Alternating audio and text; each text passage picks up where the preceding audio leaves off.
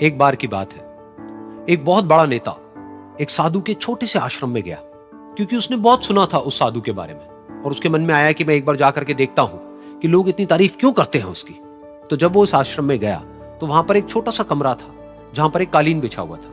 वहां पर कुछ लोग बैठे हुए थे नीचे और साधु जी सामने बैठे हुए थे। कुछ सवाल जवाब चल रहा था। तो जैसे ही वो अंदर गया, वो अकेला नहीं था, उसके साथ में 4 बॉडीगार्ड्स भी थे और उसको ये आदत थी कि जहां पर भी वो जाता था लोग अपनी जगह से खड़े हो जाते थे, उसकी तरफ देखते थे, हाथ जोड़ते थे, अपना सर झुकाते थे। लेकिन यहां पर ऐसा कुछ भी नहीं हुआ। साधु ने उसकी तरफ देखा तक नहीं, क्योंकि वो साधु किसी के सवाल का जवाब दे रहे थे। लेकिन नेता को इस बात पे गुस्सा आ गया। नेता को लगा कि ये मेरी बेइज्जती है। तो उस नेता ने साधु की बात को बीच में ही काटते हुए थोड़ा गुस्से से कहा, मैं आपसे कुछ कहना चाहता हूं। साधु ने उसकी तरफ देखा और बोले, आप थोड़ी देर रुकिए, पहले मैं इनके सवाल का जवाब दे लूं, उसके बाद में मैं आपसे बात करूंगा। तब तक अगर आप चाहें तो आप बैठ सकते हैं। बस साधु का इतना कहने की देर थी। नेता का चेहरा गुस्से से लाल हो गया और फिर उसने अपना सारा गुस्सा उस साधु के ऊपर निकाल दिया। अभी तक वो नेता बहुत ही तमीज से बात कर रहा था, यानी कि आप कह करके बात कर रहा था। अब वो तू तड़ाक पे उतर आया। नेता ने उस साधु को कहा, तुझे पता भी है मैं कौन हूं और तू किससे बात कर रहा है? साधु ने उसकी तरफ देखा और कहा, मुझे इससे कोई फर्क नहीं पड़ता कि आप कौन हैं, लेकिन आप जो कोई भी हैं, अगर आप चाहते हैं कि मैं आपके सवाल का जवाब दूं या आपसे बात करूं तो आपको कुछ देर रुकना होगा।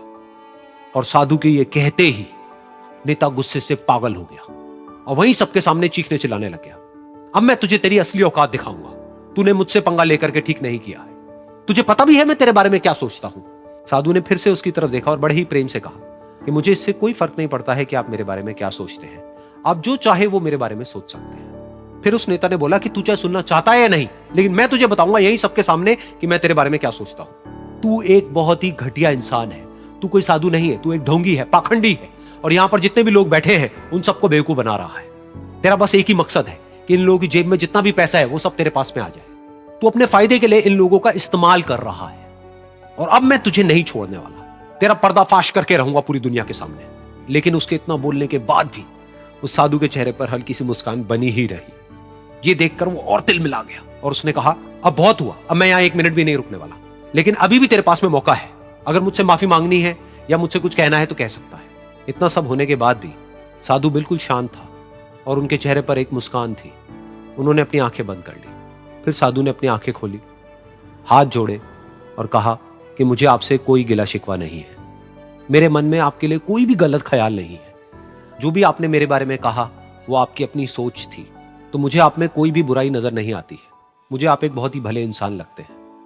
और साधु के इतना कहते ही नेताजी का दिमाग 7वें आसमान पर पहुंच गया। उनके चेहरे पर एक अजीब सी खुशी थी, क्योंकि उस साधु ने वो ही कहा जो बाकी सब लोग उस नेता को कहते हैं। और वो खुशी खुशी उस आश्रम से अपने घर की तरफ चला गया और जा करके अपने पिताजी के साथ में बैठ गया।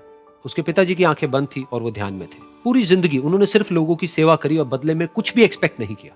तो थोड़ी देर बाद जब उन्होंने अपनी आंखें खोली और देखा अपने बेटे को अपने साथ बैठे हुए, तो उनके बेटे के चेहरे पर आज एक अजीब सी खुशी थी जो आज से पहले उन्होंने कभी नहीं देखी थी। फिर उसने एक एक करके सब कुछ बताया कि आज क्या हुआ, किस तरह से वो आश्रम गया, वहां पर क्या हुआ, उसने क्या कहा, उन्होंने क्या कहा। तो जब इसके पिताजी ने पूरी बात सुनी तो थोड़ा सा मुस्कुराए और अपने बेटे को देख करके बोले कि उन्होंने तुम्हारी तारीफ नहीं करी है, क्योंकि उन्होंने वो नहीं कहा कि जो तुम हो, उन्होंने वो कहा कि जो वो खुद है। और तुमने जो भी कुछ उनको कहा वो नहीं कहा कि जो वो है, बल्कि तुमने वो कहा जो तुम खुद हो। यही बात वेदों में भी कही गई है, यथा दृष्टि तथा सृष्टि। ये दुनिया तुम्हें वैसी नहीं दिखती है जैसी कि ये दुनिया है। ये दुनिया तुम्हें वैसी दिखती है जैसे तुम खुद हो। जिसकी नजर जैसी है उसके लिए ये दुनिया वैसी ही है। तो अगर तुम अपनी दुनिया को बदलना चाहते हो तो उसका सिर्फ एक तरीका है, अपनी नजर को बदलो।